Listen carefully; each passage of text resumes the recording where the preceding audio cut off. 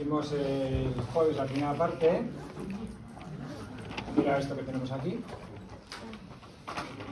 El muro sometido al empuje del peso propio que contiene detrás, y que además hay que tener en cuenta que tenemos una carga repartida uniforme encima de la superficie del terreno. Vale, en el primer apartado pues estaba el terreno en condiciones naturales, y ahora en el segundo apartado, en la segunda parte, apartados 3 y 4, nos dice que debido a las fuertes lluvias el terreno se inunda completamente. Entonces, en esta situación pues hay que calcular el nuevo diagrama de presiones y el nuevo empuje. Y luego comentar el resultado. Es decir, que ahora tenemos el muro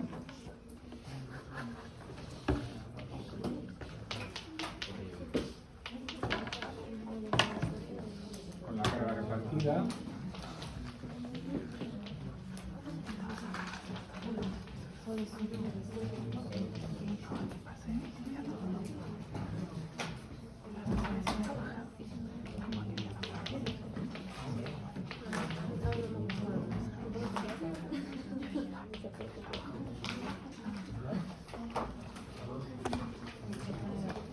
Entonces ahora tenemos que en vez de tener un peso específico aparente, pues tenemos el saturado, porque el terreno se ha inundado completamente, por lo tanto su peso específico es el saturado.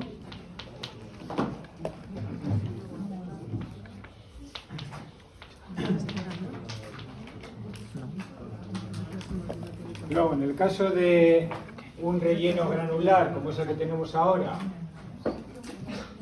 el ángulo de rozamiento interno se puede considerar que no varía, esté inundado o saturado o no lo esté.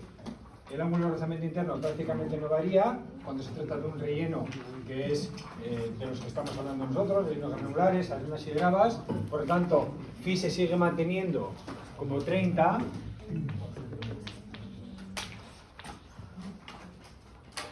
Y lo que sí cambia es delta, el ángulo de rozamiento entre terreno y muro. Porque tal como habíamos visto en teoría,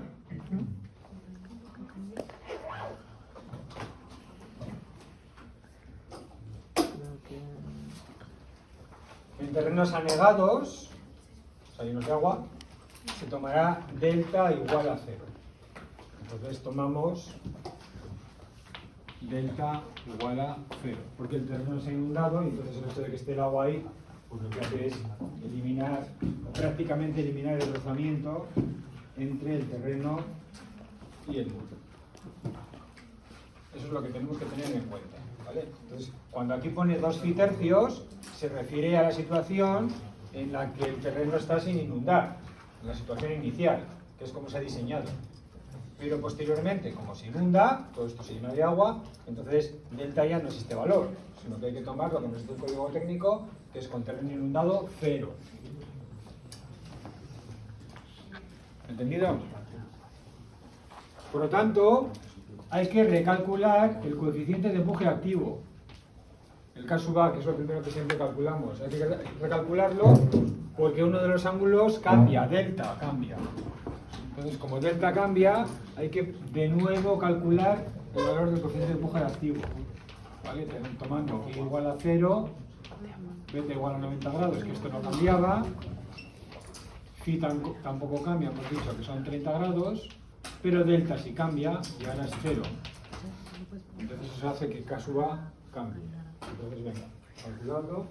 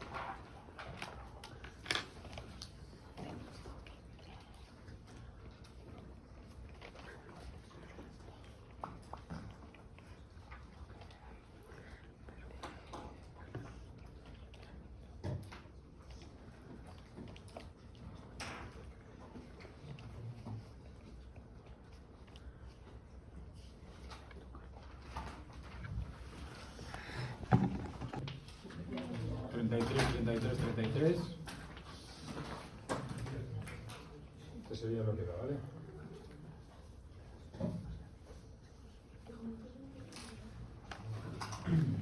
Bien, determinamos entonces, en primer lugar, que es lo que viene en el apartado 3, el diagrama de presiones. Ahora cambia el diagrama de presiones. Entonces vamos a ir haciéndolo.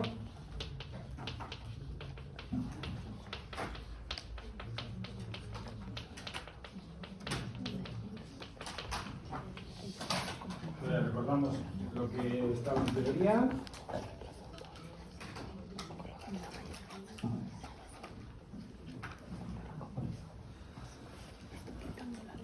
Entonces aquí decíamos que cuando el terreno se inunda, tenemos dos elementos del terreno que ejercen empuje, que ejercen presión. Por un lado tenemos el agua y por otro lado tenemos las partículas sólidas. Entonces tenemos presiones debidas a las partículas sólidas y presiones debidas al agua. Entonces pondremos partículas sólidas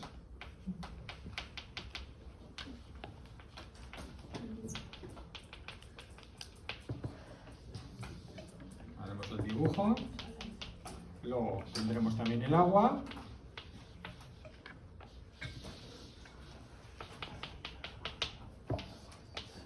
Y luego tenemos la carga Q. La carga Q, que al igual que habíamos hecho en el apartado anterior, habíamos calculado también su diagrama de presiones, pues aquí también hay que hacerlo.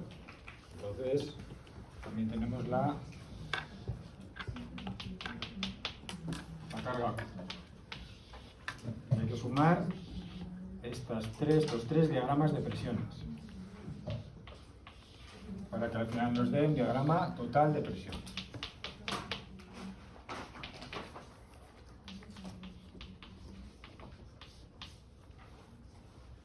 ¿Vale?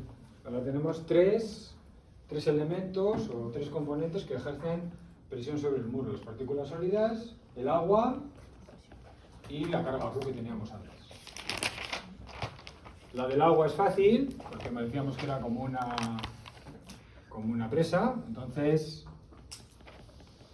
perpendicular al muro, y pues la expresión que utilizamos siempre, ¿no? Gamma W, en este caso por la altura del muro, la H del muro, que es todo esto. La misma expresión que siempre utilizamos a lo largo del curso. Entonces sería 9,8 por 4.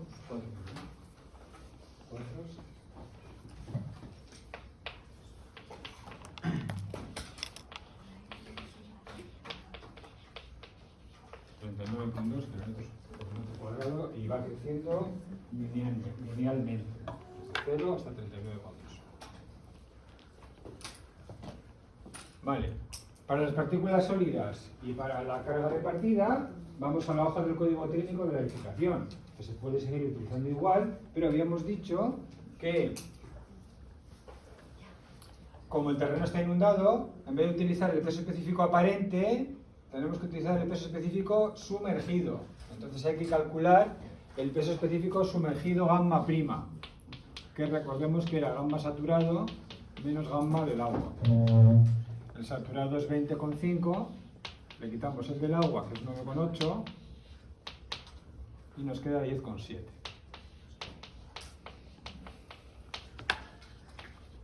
Este es el peso específico que tenemos que utilizar, también lo tenemos en la teoría puesto, demostrado para empujes, o sea que para presiones es lo mismo.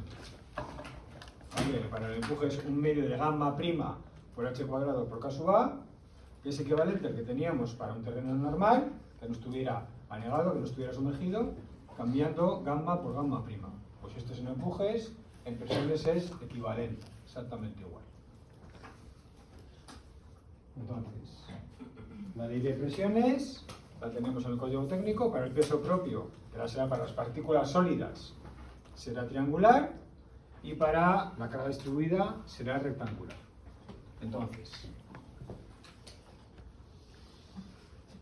fijaros que ahora sí la dibujo perpendicular al muro, ahora no está inclinada respecto de la perpendicular al muro. ¿Por qué? Porque ahora delta es 0. Entonces, como delta es 0, ya no hay que inclinarla a ese ángulo respecto de la perpendicular. Como decíamos en el caso anterior, sí había que inclinarla al ángulo 20, creo que era. Pero ahora, como delta es 0, no hay nada que inclinar. ¿Vale? Entonces, ¿cuánto vale aquí abajo? Gamma por h por k sub a. En vez de gamma hay que poner gamma prima. Gamma prima por h por k sub a. Pues gamma prima, que es 10,7, por h, que es 4, y por k sub a, que es 0,3333.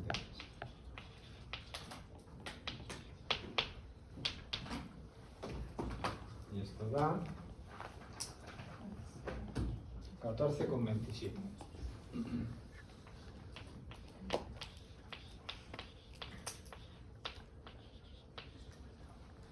¿Alguna pregunta? Y por último, para la carga Q, es la Q o la S, como pone aquí, S o Q, por K sub A. Y es rectangular. Pues por la rectangular, otra vez lo mismo que antes, no hay que inclinarla al ángulo delta, porque delta es 0. Entonces esto es Q por K sub A, que es 4,5 por 0,3333, esto es un tercio, por tanto 1,5 kilonewtons por metro cuadrado. Se suma todo.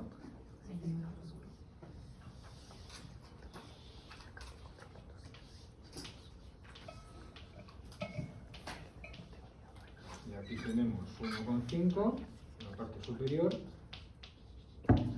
Y en la parte inferior tendremos 14,27 más 39,2 más 1,5 que da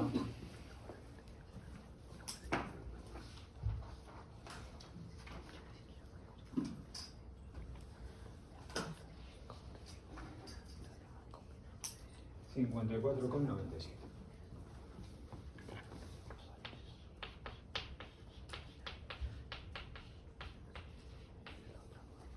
Y así quedaría el diagrama de tensiones sobre el mismo. ¿Alguna pregunta?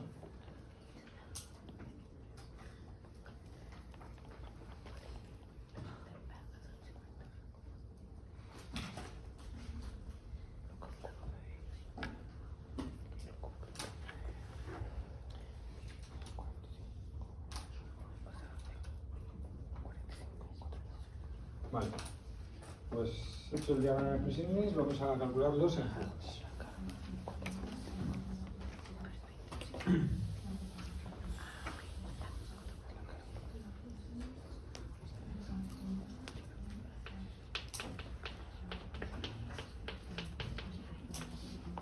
Ahora también tendremos tres empujes. Uno debido a las partículas sólidas, otro debido al agua y otro debido a la carga Q. Igual que antes. Entonces, os voy a dibujar aquí. Los puntos de aplicación ya los tenemos, las expresiones también las tenemos. Entonces esto es rápido. Tendremos aquí a la mitad de la altura tenemos un empuje y a la tercera parte tendremos otro empuje. Esto es H tercios. Esto es H medios. Es lo mismo que aquí. H medios y H tercios. Ahora el empuje también será perpendicular, porque delta es 0, y lo que tenemos que hacer es aplicar la fórmula. Entonces,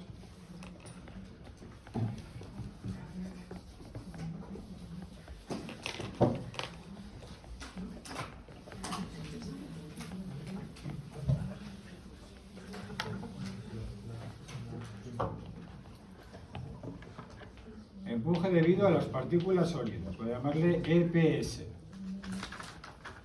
Pues esta misma fórmula, pero como tenemos el terreno inundado, en vez de poner gamma, se pone gamma prima. Entonces sería un medio de gamma prima por h cuadrado y por k sub a. un medio de 10,70 o 10,7 por 4 al cuadrado y por K sub A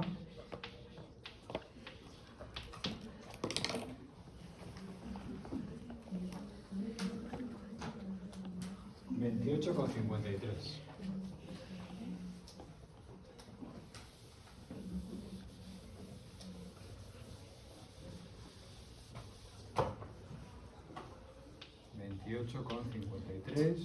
kilonewtons por metro lineal. Luego los dibujo todos. Ese es el de las partículas sólidas. El empuje del agua. Pues el empuje del agua sería algo así. Si esta es el diagrama de presiones, es la resultante de este diagrama de presiones, ¿no? La resultante de este diagrama de presiones sería EW, que es un medio de la base.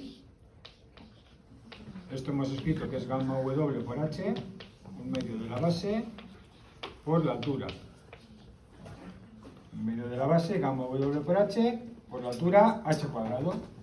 Ya lo escribimos también la semana pasada. Entonces es lo que tenemos que poner, ese es el empuje del agua. Y el punto de aplicación, lo mismo, H tercios. Igual.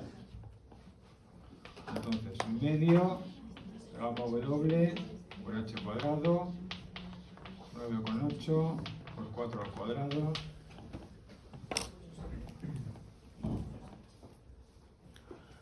78,40.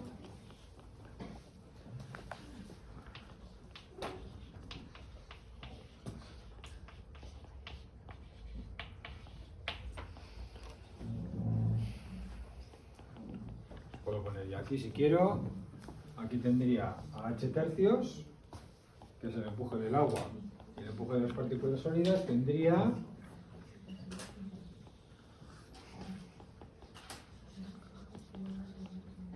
este empuje, que es el de las partículas sólidas más el del agua. Vale, ahí estaría colocado. Esos dos empujes estarían ahí colocados a un tercio de la altura contado desde abajo, un tercio de la altura, y pues con la suma de los dos valores. Y el de la carga repartida, pues es este valor. Es un Q, es Q por K sub A por H, 4,5 por 0,3333 y por 4, 6,0 kilonewtons por metro lineal. Y aquí.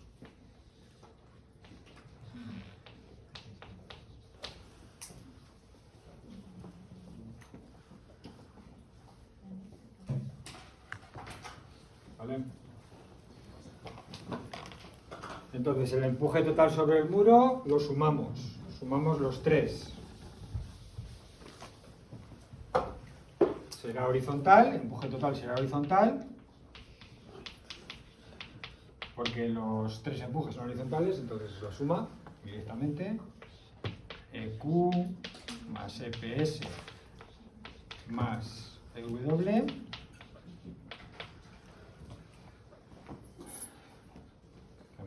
que es 6,0 más 28,53 más 78,40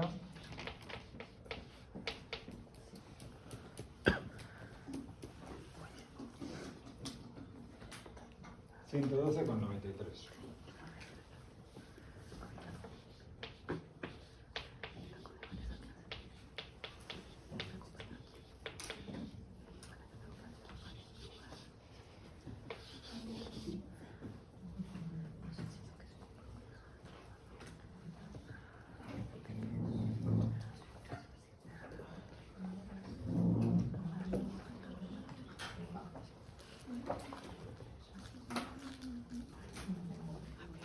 Y para calcular dónde se encuentra ese empuje total estará por aquí.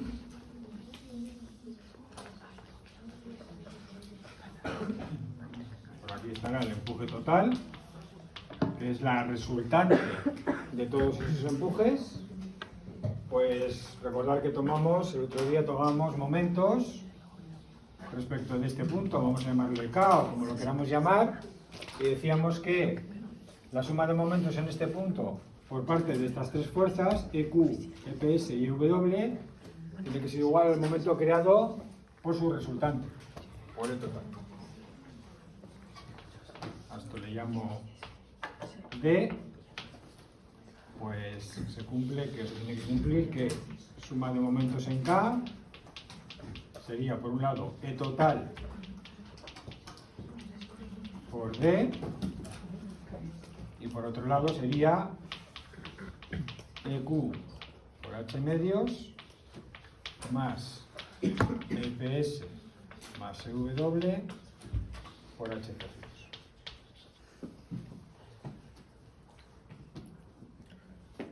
En esa ecuación hay solo hay una incógnita que es la D, pues se obtiene el resultado.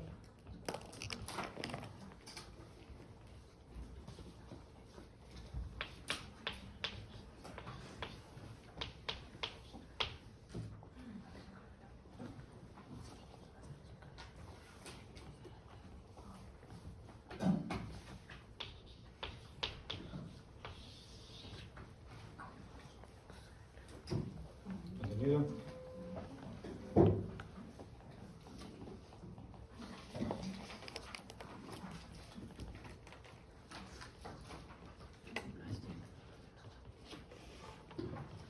¿Alguna pregunta?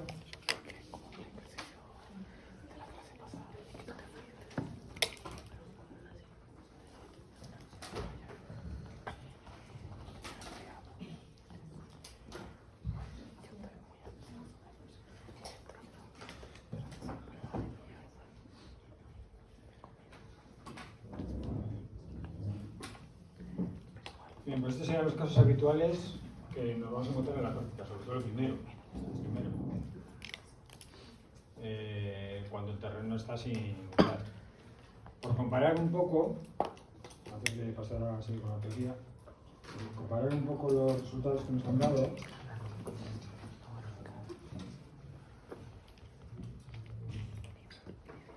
Fijaros que en este apartado nos ha dado el empuje total 112,93.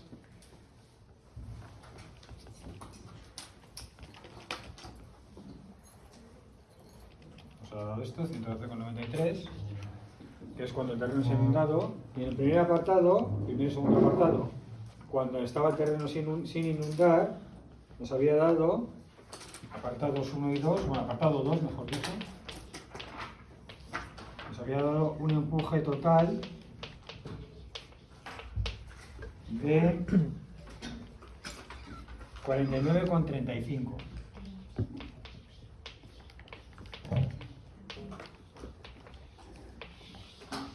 Vale, fijaros entonces cómo el hecho de que el terreno se inunde y se llene de agua, pues hace que el empuje sobre el muro, pues más que se duplique, ¿vale?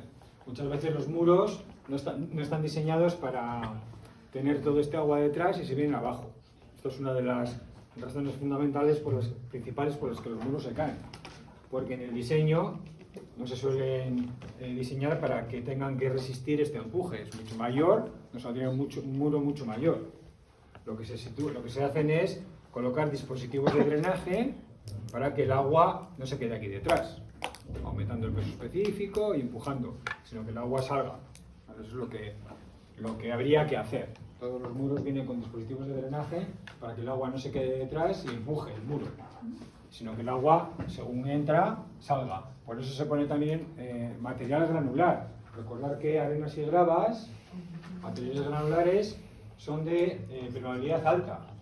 Por lo tanto, el agua filtra a través de ellas, drena a través de ellas. Entonces, ese agua se recoge en los dispositivos de drenaje y se quita de detrás. ¿Vale? Esto ya lo veréis en tercero, en la asignatura de construcción y obras. Ya veréis pues, qué tipos de dispositivos de drenaje se utilizan. Pero fijaos la diferencia, ¿eh? De casi 50 kilómetros por metro lineal a más del doble, ¿eh?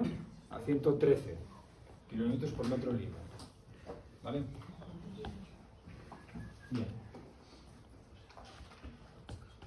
Bueno, vamos a acabar ya lo que nos queda.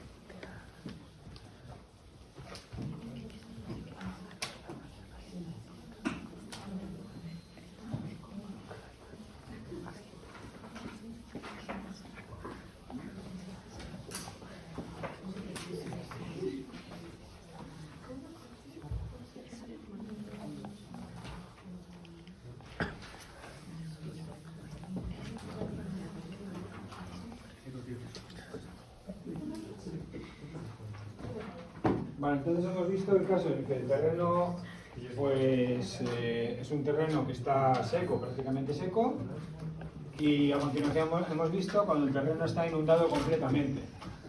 Nos queda la situación intermedia. La situación intermedia sería cuando, por ejemplo, el nivel freático no sube hasta arriba, sino que se queda a medias. Entonces, hay parte del muro que tiene empuje del agua, y hay parte del muro que no tiene empuje del agua. Entonces, sería una situación que nos falta. Y la otra situación que nos falta es cuando no tenemos en este relleno, el relleno no es uniforme, se nos ha acabado, por ejemplo, la arena que teníamos y tenemos que coger otra arena distinta y entonces nos quedan dos capas. Hacemos la primera capa y luego hacemos la segunda. Entonces, esto cómo se calcula el empuje y cómo se calculan las presiones. Vale, en vez de explicarlo como está aquí, lo haremos con un ejercicio que es mucho más fácil de explicar. Entonces, serían casos intermedios, ¿no? No es lo habitual, pero podría ocurrir que tuviéramos un terreno que está parcialmente inundado o que se nos ha acabado parte del relleno y tenemos que poner dos rellenos distintos. Eso es el principio de esto. Vale, lo haremos luego en un par de ejercicios para ver cómo se trabaja. Es muy parecido, hay que hacerlo en dos partes, parte de arriba, parte de abajo. Eso es cómo sería, pero la base es la que hemos visto hasta ahora. Bien, luego lo hacemos en algún ejercicio. Vamos a acabar ya la teoría para lo que nos queda. Un poquito las transparencias. Vale, entonces, tal como hemos calculado ahora los empujes sobre los muros, todos los muros que hemos hecho y que hemos dibujado, fijaros que tienen esta forma.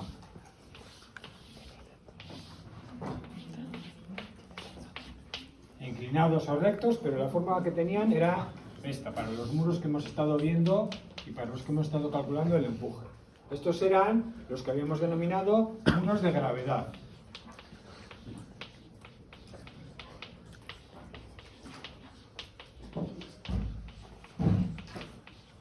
Que normalmente son muros de piedra, hasta 4 o 5 metros de altura como mucho, y que eso funciona como un sólido rígido. Entonces, cuando el empuje actúa por aquí, pues este empuje lo que puede hacer es deslizar el muro o volcarlo. Bueno, eso ya lo veremos en el curso que viene. ¿Qué pasa con el resto de muros? El resto de muros, los siguientes que habíamos visto, eran los muros ménsula, como este que tenemos aquí.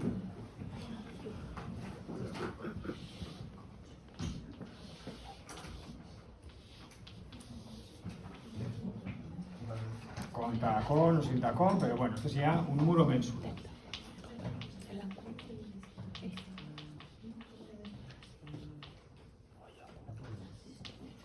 Este muro ménsula ya no actuaba como sólido rígido, sino que es un muro flexible. Y entonces, exagerando, cuando actúa el empuje, pues esto se dobla de esta forma. Bueno, como sea, ¿vale? Y por eso aquí tenemos que se construyen en hormigón armado. Hay que poner armadura, acero, bueno, lo que sea. Bien, el asunto es que si nosotros calculamos el empuje de la misma forma, pues este empuje va a intentar hacer lo mismo. Va a intentar deslizar el muro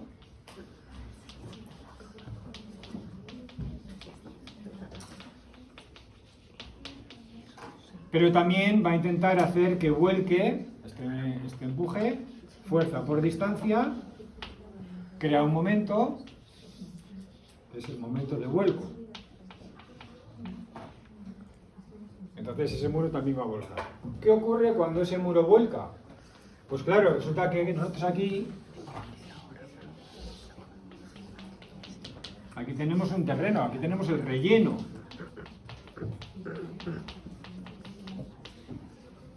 Entonces, resulta que al volcar,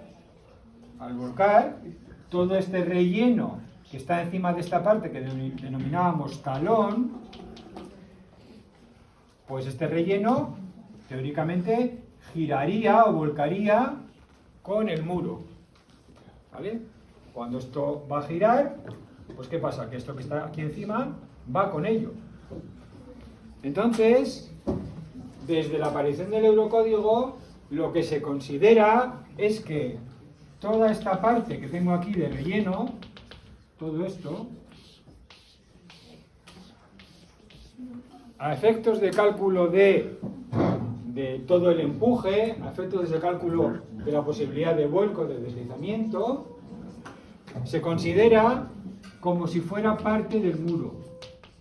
No es realmente, pero resulta que cuando el muro vaya a deslizar o vaya a volcar, que no es lo que queremos, pero si fuera a volcar o a deslizar, ¿qué ocurriría? Que esta parte iría con el muro. Entonces, el Eurocódigo, tomando las normas británicas, consideró que habría que calcular de forma correcta o más correcta el empuje del terreno sobre el muro sobre esta línea, sobre esta cara. No habría que calcular el empuje en la cara, en el trasdós del muro, sino que hay que calcular el empuje en esta superficie, que se le denomina trasdós virtual, porque no es el real del muro. El trasdós virtual del muro, ahí. Entonces el empuje lo tendremos que calcular aquí. ¿Vale? Porque se considera que esta parte del relleno, pues al final funciona como otra parte adicional del muro. ¿Vale? Es lo que tenéis aquí. ¿Qué ocurre ahora? La diferencia con el caso anterior, que el ángulo que está girado, este empuje respecto de la perpendicular, es el ángulo de rozamiento entre terreno y terreno. No es entre terreno y muro, porque a los dos lados de este trasdós virtual tenemos el mismo material. Entonces lo que está girado es el ángulo de rozamiento interno. Entonces en estos casos, el ángulo de rozamiento interno y el ángulo de rozamiento terreno trasdós virtual es el mismo, es el ángulo de rozamiento interno. ¿Vale? El resto del cálculo se hace exactamente igual. Se calcula el coeficiente de empuje activo con estos ángulos, exactamente igual. Lo que pasa es que ahora el muro pues es todo esto. La parte de hormigón armado y luego la parte de relleno que se mueve o que se movería con el resto del muro. ¿Vale? Bueno, esto es lo que tenéis aquí. No vamos a hacer ningún ejercicio porque sería exactamente igual. Y en tercero ya también practicaremos un poco más esto de esto. ¿Vale? Por tanto, forma de cálculo igual, pero el empuje se calcula sobre este trasdós virtual. ¿Vale? Bien. Por último, nos quedan los muros de sótano.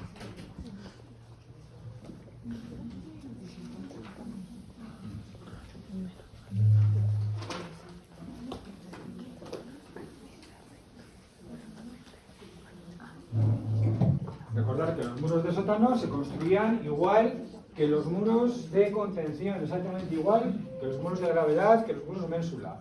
Primero se hace la excavación y luego se construye el muro y luego se pone el relleno. La forma de hacerlo es igual, ¿vale? Como se hizo este edificio, fue lo mismo. Se hace la excavación, se construye el muro con su cimentación. Al muro, a este lado, al otro igual.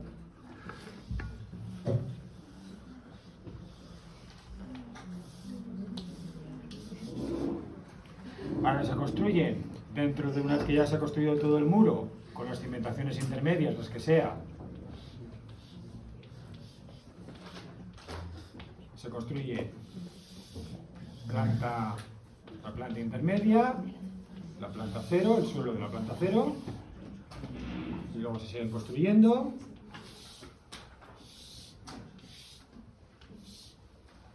Y una vez que esto ya todo se ha construido, se mete el relleno de material aquí.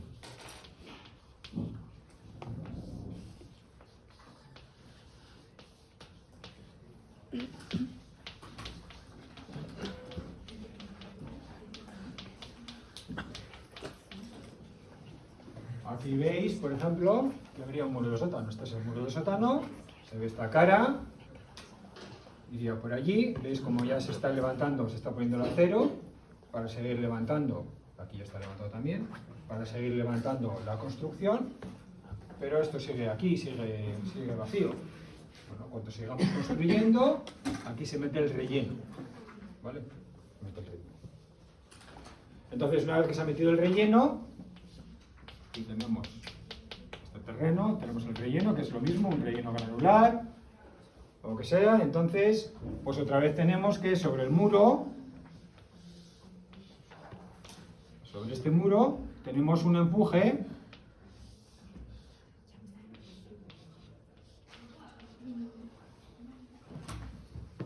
que este empuje, ¿cómo será? Pues fijaros que este muro, a diferencia de los que hemos visto hasta ahora, excavación y luego construcción del muro y después el relleno, en los que hemos visto hasta ahora, cuando se construye el muro y luego se empieza a meter el relleno, decíamos que se movía un poco y alcanzaba hasta el estado límite activo, ¿vale? En los muros normales, en los muros de contención, de gravedad,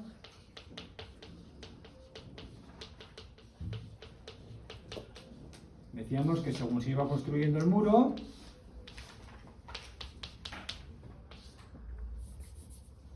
se construía el muro y según íbamos metiendo el relleno por capas y apisonando, pues lo que ocurría es que el muro se movía ligeramente por este empuje del apisonado, de la colocación del material, y entonces se iba acercando, lo que decíamos, peligrosamente al estado límite activo de estar del estado en reposo. Esta tensión iba disminuyendo porque se movía el muro y entonces pues al final podía alcanzar o se acercaba mucho al estado límite activo. El círculo de Moore crecía porque la tensión horizontal pasaba de este valor a este que llamábamos tensión horizontal correspondiente al estado límite activo, del estado en reposo al estado límite activo. Ese movimiento en los muros de sótano no ocurre. Los muros de sótano ya no se van a mover en dirección hacia el interior, como ocurre aquí, no se van a mover hacia la derecha. ¿Por qué? Pues porque tenemos toda esta parte, todo el forjado, aquí tampoco he puesto la parte del suelo, no se va a mover porque todo esto le impide el movimiento hacia adentro. Entonces, ¿cómo está el terreno en esta situación?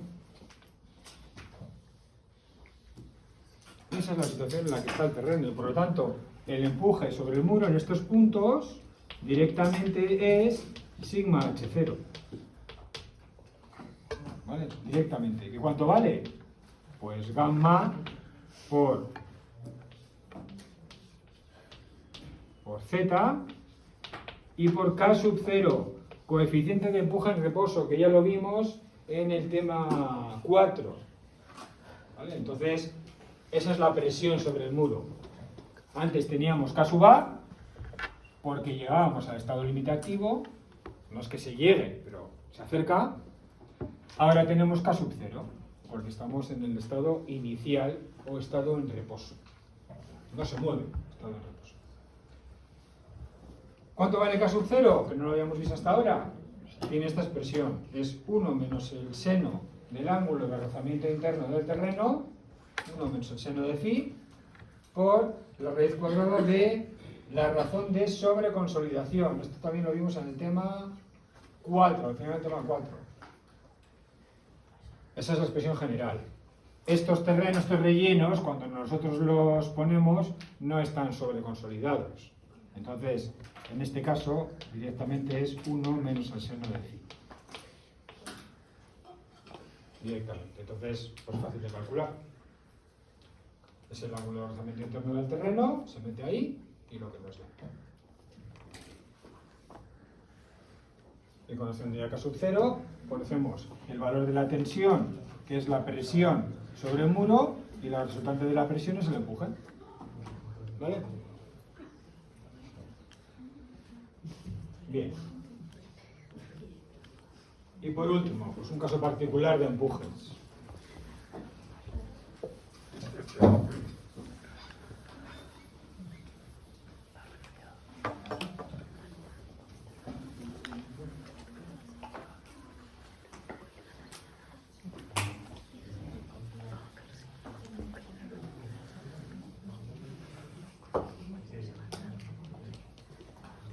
Vamos a ver el caso de los estribos de puentes.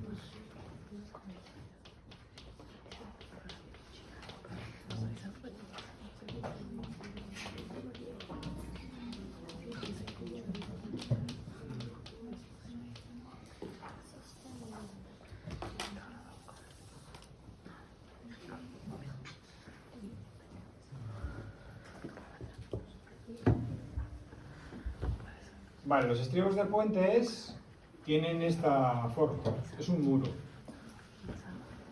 El estribo de puente, este sería el puente, salvando aquí el espacio que sea, un río o lo que sea.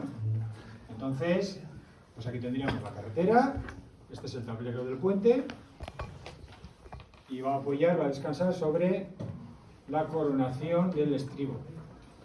Sobre esta coronación, ¿vale? El puente vendría así. Entonces, la forma que tienen los estribos es la de un muro, exactamente igual que un muro, ¿no? La longitud del muro, pues será la anchura de esa carretera, de esa vía, de ese puente, ¿vale? Entonces, lo que contiene este muro, pues es también un terreno, ¿vale? El terreno sobre el que va a ir la carretera y luego va a ir pues, todos los vehículos correspondientes. Entonces, este estribo, pues cuando se construye igual que un muro de contención, exactamente igual. Se hace la excavación, aquí tenemos el terreno natural, como se ha excavado, se coloca el muro, luego se coloca el relleno, y luego al final, pues se construye el tablero del puente, exactamente igual. Entonces, ¿cuál es el empuje de este relleno sobre este estribo? Pues el empuje activo. Por la forma de hacerlo se hace igual que un muro de contención, exactamente igual. He dicho que terreno natural, excavación, construcción de muro o estribo, luego ponemos el relleno, al poner el relleno esto se mueve ligeramente y alcanza el estado límite activo y después ya se coloca ese tablero. Por lo tanto, a la hora de calcularlo, pues lo calcularíamos como un muro igual que hemos hecho hasta ahora, como un muro de contención igual que los que hemos hecho en clase, que nos ejercita, ¿vale? Y es lo que pone. Se debe considerar que el empuje sobre el muro es el que corresponde a la situación activa, al estado límite activo. Se hace igual. Ahora bien, hay algunas veces que en vez de tener estribos cerrados, que es como un muro, tenemos estribos abiertos, que tendrían esta forma. En vez de tener un muro de forma continua, digamos que solo tenemos unos trozos de muro, y arriba sí tenemos la coronación, porque aquí arriba es donde va a apoyar el tablero. Bien, en ese caso, la forma de construcción es similar. Se construye, primero se hace la excavación, después se construye el muro, abierto, el estribo abierto. Después ponemos este relleno, habrá que apisonarlo bien porque si no se va a escapar por el agujero, ¿vale? Entonces se coloca, esto alcanza el estado límite activo y a continuación, para facilitar que cuando llueve, por ejemplo, todo este terreno que está por aquí no se vaya por los agujeros del estribo abierto, lo que se hace es poner otro relleno por delante. No de la misma altura, más pequeño, pero otro relleno por delante. Por aquí delante. Este relleno también empuja a las caras de este estribo, pero en este caso ya no se mueve. Por lo tanto, el empuje que ejerce este relleno es empuje en reposo. Más o menos esto es lo que quiere indicar esta fórmula. Que el empuje sobre el muro será el empuje en el tras 2, que es empuje activo, y llevará esta dirección. Hemos puesto aquí el vector. Y luego hay que sumarle el empuje en reposo, E sub 0, en el intra 2, que irá en la dirección opuesta, ¿vale? Con los coeficientes de rozamiento que corresponden. Vale, ¿qué alturas hay que poner? Bueno, las expresiones ya sabemos. Para el empuje activo es 1/2 de gamma por h cuadrado y por k sub a. Para el empuje en reposo es 1/2 de gamma por h al cuadrado por k sub 0. Las h no tienen por qué ser las mismas, los pesos específicos los que sean. Bien, entonces, las h ya lo hemos dicho. Queda por definir la anchura del muro. La anchura del muro, recordar que este empuje nos daba en kilonewtons por metro lineal. En kilonewtons por metro lineal. Aquí los muros tienen una longitud concreta, ¿vale? Esa sería la longitud del muro. Esta sería la longitud del muro. Pero fijaros que aquí el empuje del muro se ejerce sobre estas columnas. Entonces, ¿qué longitud ponemos para calcular el empuje total en kilonewtons? Bueno, pues aquí lo especifica. Una anchura B que se puede considerar bien la anchura del estribo, este estribo, en la coronación, o 3 veces la suma de los anchos de las pilas. ¿Esto por qué? Bueno, pues porque viendo desde arriba, viendo en planta el estribo, una columna, otra columna, esta sería la cimentación, se considera que cada columna del estribo es capaz de soportar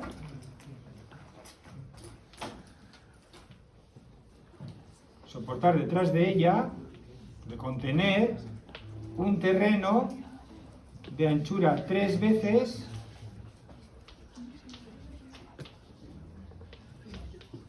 la anchura de esa columna.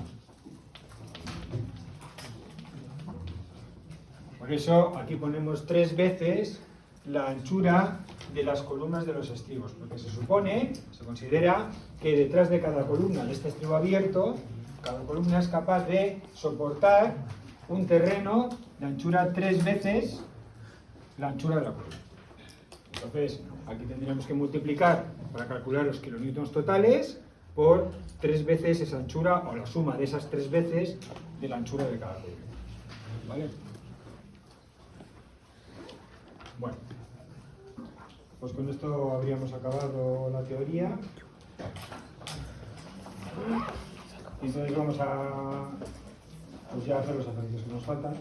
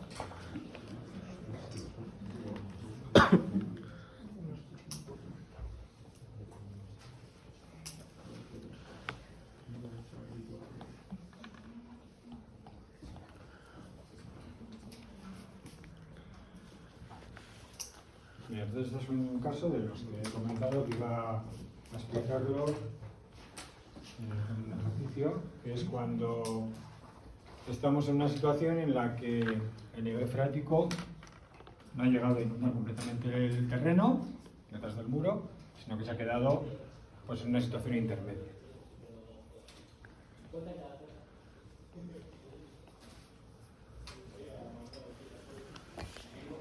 Lo que nos piden, que son presiones sobre el muro y empujes, hay que hacerlo por capas, por estratos. Primero tenemos que determinar presiones y empujes del primer estrato, de lo que está por encima del nivel freático, y luego del segundo, de lo que está por debajo del nivel freático. Así hay que hacerlo.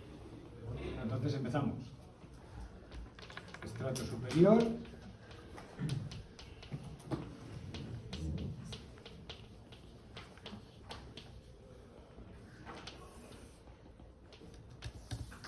Y se hace lo mismo que hemos hecho hasta ahora. Hay algún cambio que lo veremos para el estrato inferior, pero para el estrato superior se hace exactamente igual. Primero calculamos el coeficiente de empuje activo, K sub A, con todos los ángulos que necesitamos, phi, delta, i y beta.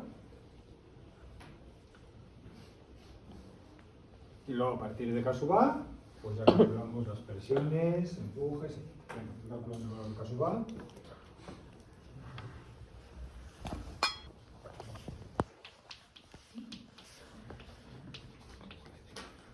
Vale, vamos haciendo diagrama de presiones, luego empujes, etc. Bien, entonces, por encima del nivel freático, ¿qué tenemos? Pues tenemos las partículas sólidas y luego tenemos la carga Q. Eso es lo que tenemos. Y esos diagramas de presiones están girados 15 grados, el ángulo delta. Vale, pues entonces tenemos el peso propio. Tenemos la sobrecarga Q.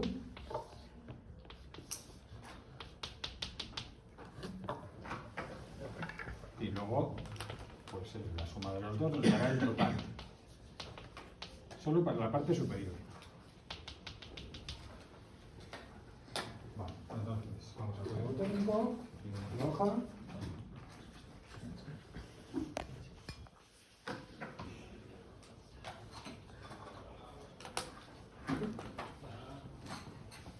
Para el peso propio, empieza en 0 y acaba en gamma por h por K sub A.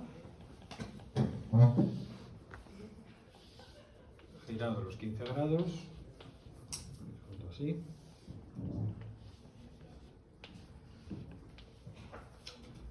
Y este valor, gamma por h por K sub A. Aquí h no es la altura total del muro, estamos analizando solo el estrato superior. Entonces, si queréis cambiarle, ponerle h sub 1 para distinguirlo, o h superior, como queráis llamarle, para no confundirlo con la altura total del muro. Entonces sería 18 por 1 metro y por K sub A 0,3631.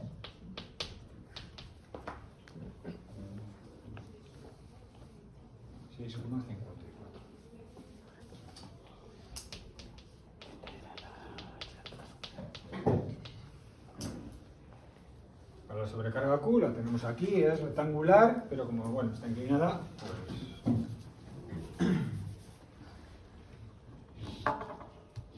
la inclinamos los 15 grados.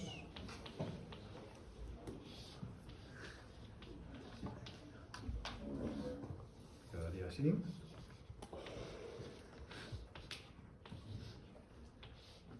Y el valor es Q por K sub A. Q por K sub A. 6 por 0,3631. 2,18 kilolitros por metro.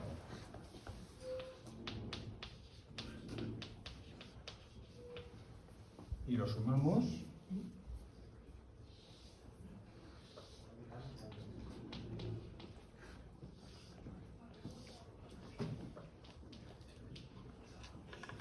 Y quedaría aquí 2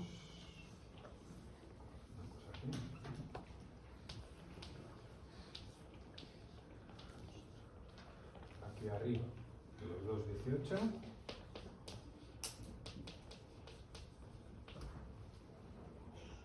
Y aquí abajo 6,54 más 2,18.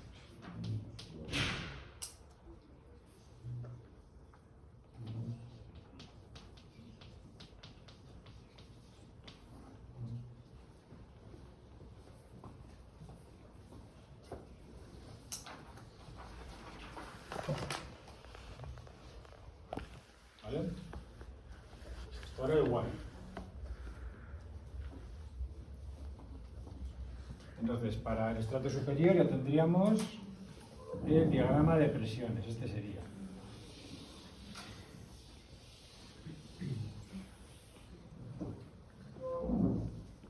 Estrato inferior. Vamos a ver cómo trabajamos ese estrato inferior.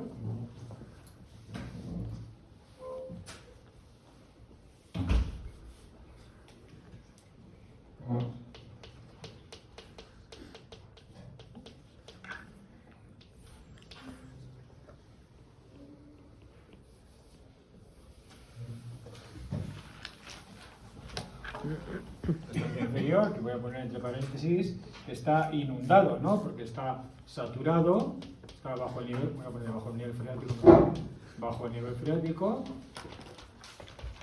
Por lo tanto, es como si estuviera inundado de agua, como si estuviera lleno de agua. Todos los huecos están llenos de agua, por lo tanto, está saturado, está inundado o anegado, me da igual. Vale, entonces, lo que tenemos es lo siguiente.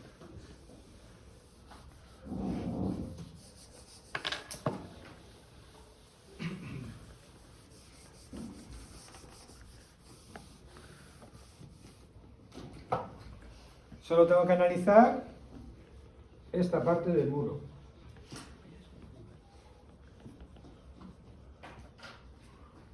Por lo tanto, el empuje que crea este terreno que tengo aquí detrás,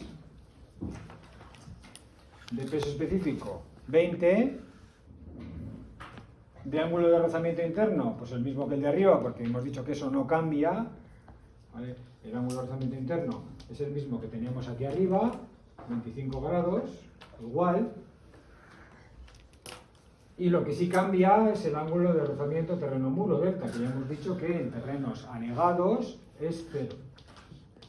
¿Vale? Aunque no figure en el enunciado, esto ya lo tenemos que interpretar. El ángulo de rozamiento interno se mantiene, más o menos, pero es el de rozamiento terreno-muro el que cambia. Se convierte en 0, tal como es el código técnico. ¿Vale? Pero además tenemos algo más.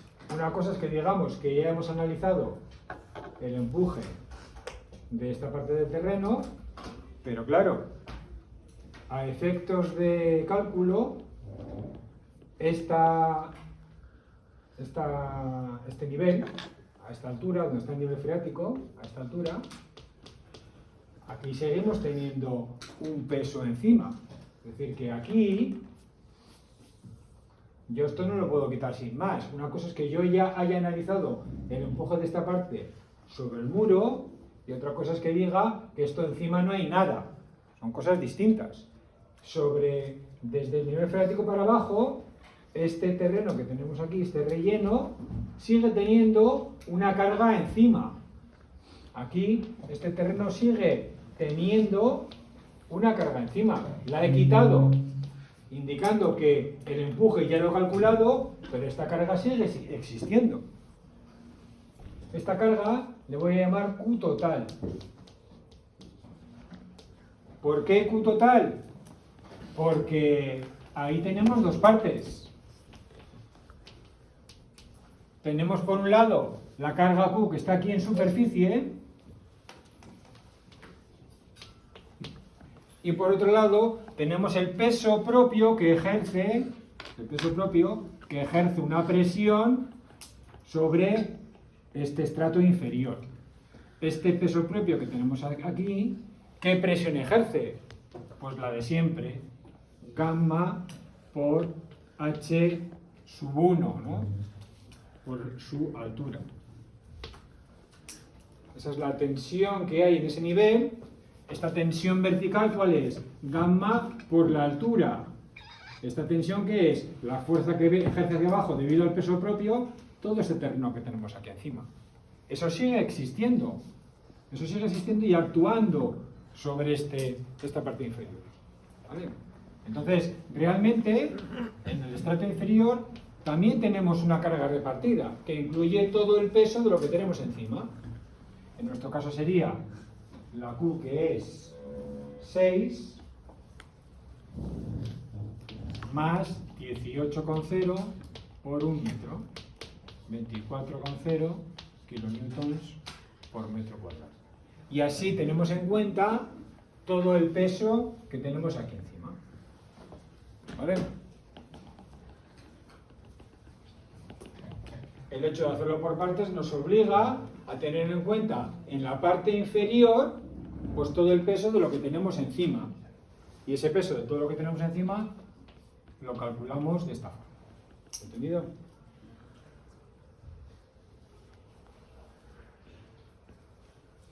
Vale. Entonces, una vez que ya hemos definido, ahora ya sí que tenemos este estrato inferior con estas características, peso específico, ángulos, etcétera, y sometido a esta carga repartida Q total. Y ahora sí, ahora ya tenemos que calcular este estrato inferior bajo el nivel freático con el empuje o la presión debido a las partículas sólidas, debido al agua